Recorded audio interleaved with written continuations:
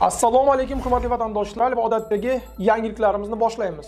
Boshlashdan oldin katta iltimos, meni ko'rayotgan bo'lsangiz, podpiskani bosinglar. Podpiska bizning kanalimizga rivojlanishiga juda ham yordam beradi. Iltimos, shuni bosib qo'yinglar. Sankt-Peterburg hamda Moskva shahrida yurgan hamyurtlarimiz diqqatiga sizlarga 100% ishonchli, bazasi toza registratsiya, turdovoy договор, уведомление xizmatlarini taklif qilamiz. Biz bilan bog'lanish uchun ekrandagi raqamlarga imo, Telegram, WhatsApp orqali murojaat qilishingiz mumkin. Xizmatlar 100% ishonchli hamda tezda tayyorlab beriladi. Diqqat tezkor xabar: Rossiyada o'zbekistonlik yosh yigit qamalib ketdi. Assalomu alaykum qadrli mehmon, videodan to'liq xabardor bo'lish uchun videoga like va podpisatsiya tugmalarini bosib qo'ying. 18 yoshli O'zbekiston fuqarosi Vladivostokda piyoda bilan bo'lgan zo'ravonlik mojarosi uchun 5 yil qamoq jazosini o'taydi. Yigit shaharda taksi haydovchisi bo'lib ishlagan. Hujum 2025-yilning noyabr oyida sodir bo'lgan. Sud ma'lumotlariga ko'ra, janjal paytida taksi haydovchisi mashinasining yukxonasidan tayoq olib, raqibining boshiga kamida 3 marta urgan. Rossiyalik erkak boshidan jiddiy jarohat olgan. Hodisadan so'ng haydovchi Primoryedan qochib qutula olmagan va Kemerovo viloyatida qo'lga olingan. Sud ayblanuvchini umumiy ta'til koloniyada 5 yilga ozodlikdan mahrum qildi. Qamoq jazosidan tashqari muhojir jabrlanuvchiga ma'naviy zarar uchun 1 million rubl miqdorida kompensatsiya to'lash ham kerak. O'zbekistonda KAMAZ xalqaro avtomobilsozlik maktabi ochilishi kutilmoqda. O'zbekiston migratsiya agentligi Rossiyaning KAMAZ kompaniyasiga Navoiy viloyatining Xatirchi tumanida qo'shma ta'lim markazi tashkil etishni taklif qildi. Loyiha amalga oshsa, maktab bitiruvchilari KAMAZ zavodida to'g'ridan-to'g'ri ishlash huquqini beruvchi hujjatga ega bo'lishlari mumkin. Shuningdek, o'quvchilarga nazariy bilimlarni mahalliy texnikumlarda olib, amaliyotlarni to'g'ridan-to'g'ri ishlab chiqarishda o'tash imkoniyati yaratilishi kutilmoqda. 1 sentyabrdan boshlab Rossiyada chet ellik talabalar uchun nimalar o'zgarmoqda? Yangi o'quv yili oldindan ta'lim muassasalariga o'qishga kirgan va o'qiyotgan talabalarga nisbatan qo'llaniladigan Rossiya migratsiya qonunchiligi qoidalari eslatildi. Qolish muddatini uzaytirish. Chet el fuqarosi o'qish muddatini, shartnomasini imzolagan bo'lsa, ta'lim muassasasi uning Rossiyada qolish muddatini uzaytirishi shart. Buning uchun universitet talabaning qolish muddati tugashidan kamidan 20 kun oldin Ichki ishlar vazirligining mahalliy bo'limiga so'rov yuborish kerak. Agar chet el fuqarosi o'qishdan chetlashtirilsa, ta'lim muassasasi Ichki ishlar vazirligiga xabar berishi shart.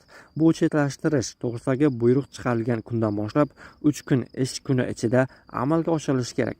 Rossiyaga kirgandan so'ng xalqaro talabalar migratsiya uchun yashash joyida ro'yxatdan o'tishlari kerak. Agar talaba universitetga tegishli yotoqxonada yashasa, ta'lim muassasasi mezbon sifatida bo'ladi.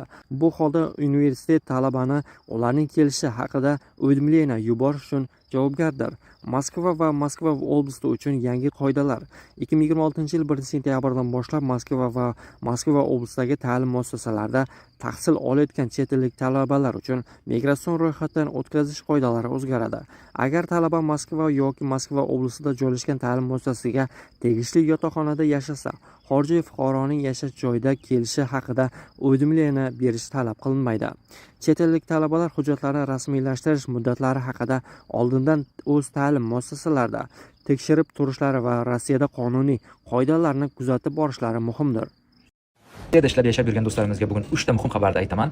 O'zingizlar baho beringlar, videoni oxirigacha ko'ringlar va kommentariyalarda izohinglarni qoldiringlar. Birinchi mavzu. 1 yanvar 2027-yildan boshlab agar siz Rossiya mamlakatiga o'z farzandingizni olib kelayotgan bo'lsangiz, farzandingiz uchun patentining yarmini, ya'ni 50% to'lashga tayyor turing. Yangi qonun o'sha kuchga kirmoqda, hali tasdiqlangani yo'q, lekin kutilyapti.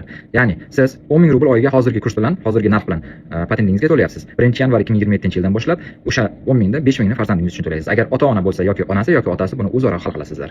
Ikkinchi mavzu. Juda ko'p berilayotgan savollardan bittasi, siz reyestrga tushdingiz va O'zbekistonga 3 oy yurib keldingiz. Reyestr ochiladimi? Yo'q, reyestr ochilmaydi. Qachonki sababini bilib, uni обжаловать qilib ochirmagingiz. Agar patentingiz annuliron bo'lib reyestrga tushgan bo'lsangiz, 1 yil kalendarni yilda aylantirib kelasiz, patentingiz annuliron bo'lgan kundan boshlab. O'shandan keyin patent olasiz va avtomatik reyestringiz ochiladi. Agar boshqa sabablar bo'lsa yoki baza nashibkasi bo'lsa, обжаловать qilish iloji bo'lsa, MVDga borib заявление yozasiz yoki Go'susluga yoki MVDning ofitsial saytidan 30 kun ichida reyestringiz ochiladi. Uchinchi mavzu. Juda ko'pchilikni boshini og'ritayotgan Zolotaya korona yoki shunga o'xshagan mikrozayomlardan qarz olib, yo'qolmay yurganlar. siz uyga ketishdan oldin juda ko'pchilikda o'zi uyga ketayotgan paytda shu narsalar aqliga keladi, boshqa payt yuraveradi. Uyga ketishingizga oz qolgan va siz qarzingizni to'lamoqchisiz. Qarzingizni to'ladingiz onlayn Zolotaya Koronani o'zining saytidan, lekin Sudibniy pristavdan sizni qarzingiz yo'qolmayapti. Nima qilish kerak? Zolotaya Koronadan to'lagan chekingizni, kvitansiyangizni elektronniy skachat qilib olasiz va Sudibniy pristavni ofitsial saytiga yuklaysiz va yuborasiz. Shundan keyin 2-3 kunda shtafingiz yo'qoladi. Shunga o'xshagan sizlarni qiziqtirgan savolinglar bo'lsa, kommentariyaga yozinglar va Rossiyadan qayta olmayotgan o'zbekistonliklarga murojaat. Rossiyada og'ir moliyaviy ahvol yoki boshqa murakkab vaziyat sabab O'zbekistonga qayta olmayotgan fuqarolarga yordam ko'rsatiladi. Bu haqda Migratsiya agentligi xabar berdi. Agentlikning Rossiya Federatsiyasidagi vakolatxonasi va hududiy vakillari murojaatlarni 24/7 rejimida qabul qilmoqda. Qayd etilishicha, har bir murojaat alohida o'rganilib, mavjud vaziyatdan kelib chiqqan holda zarur amaliy yordam ko'rsatiladi. O'zbekistonga qaytish imkoniyati bo'lmagan hollarda belgilangan tartib asosida transport xarajatlarini qoplash bo'yicha ham ko'mak ko'rsatiladi. Murojaatlar uchun kol markaz +7 kodi bilan 499 230 0032, +7 kodi bilan 499 230 0076. Migratsiya agentligi Rossiyada bo'lib O'zbekistonga qaytishda moliyaviy yoki jiddiy qiyinchiliklarga duch kelgan fuqarolarni yordam so'rab murojaat qilishga chaqirmoqda. Assalomu alaykum aka-ukalar, opa-singillar. Eshitib olinglar. Kecha 4 ta odam aldandi, bugun 11 ta odam aldanibdi. Aka-ukalar, ogoh bo'linglar. Rossiyada 10 mingdan mashina yo'q O'zbekistonga ketadigan. Avtobus ham olmaydi 10 mingdan. Dokumenti yo'qlar 25 ming olishyapti, dokumenti borlar 15 ming olishyapti O'zbekistonga. Kecha Peterdan 4 ta odamni chaqirib 10 mingdan pulini olib, tartaga o'tkazib olib, yo'q mashina. Keyin 15 mingdan mashina qilib berdik, ketdi. Bugun 11 ta odam chaqirishgan. Aldayotganlar ham hammasi o'zbeklar. Ogoh bo'linglar aka-ukalar. Yana qaytarib aytaman, 10 mingdan Moskvadan mashina yo'q O'zbekistonga. Qayerda arzon sho'rva bo'lsa, o'sha qarab uchmanglar. Mana hozir ko'chada 11 ta odam o'tiribdi. Hammasi o'zbekistonlik vodiylik bolalar. Aldagan ham vodiylik ekan, o'zimiz Asakadan ekan. Aka-ukalar, yaxshilab quloq solinglar, arzon sho'rvaga uchmanglar. Haqiqiy sho'pirlar 10 mingdan odam olmaydi. Qaytarib aytaman, 10 mingdan deyaptimi? Ayniqsa Peterdan. Moskvaga keling, joy qo'ying zakolat berib.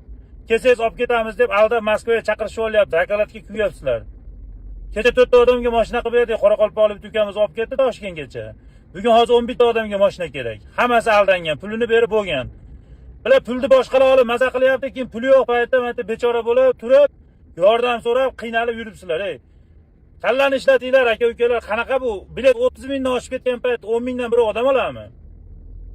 Shuni tarqatib olinglar hammaga, aldanishmasin bunaqa mashinniklarga.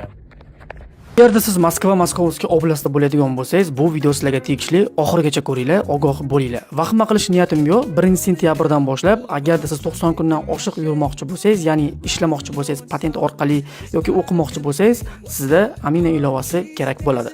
Do'stlar, Amina ilovasi bilasizlar, registratsiya hisobida oldinlari hamma qog'oz registratsiya qilardi. Hozirgi kunda birinchi patent asosida yurganlar registratsiyani Aminaga almashtirildi. Undan keyin mana hozir studentlar ham shu holatga tushdi. Do'stlar, buning uchun oldindan nima qilib qo'yish kerak? Agar sizlarda bu qizil karta bo'lmaydigan bo'lsa, ya'ni troyka bo'lmaydigan bo'lsa, Moskovskiy va sizlarga dehqoncha qilib tushuntiraman, yashil karta deymiz hammamiz, o'rganib qolganmiz.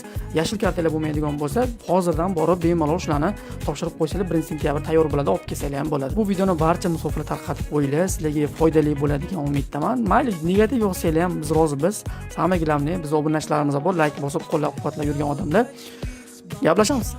Rossiyada yurgan aka-ukalar, men shu fikrga keldimki, shu 3-4 kunning ichida ijtimoiy tarmoqlarni kuzatyapmanki, har xil dahshatli shu reydlar bo'layotganini ko'rib kuzatib boryapman. Bundan buyog'iga Rossiyada ishlash juda ham qiyin bo'lib boryapti.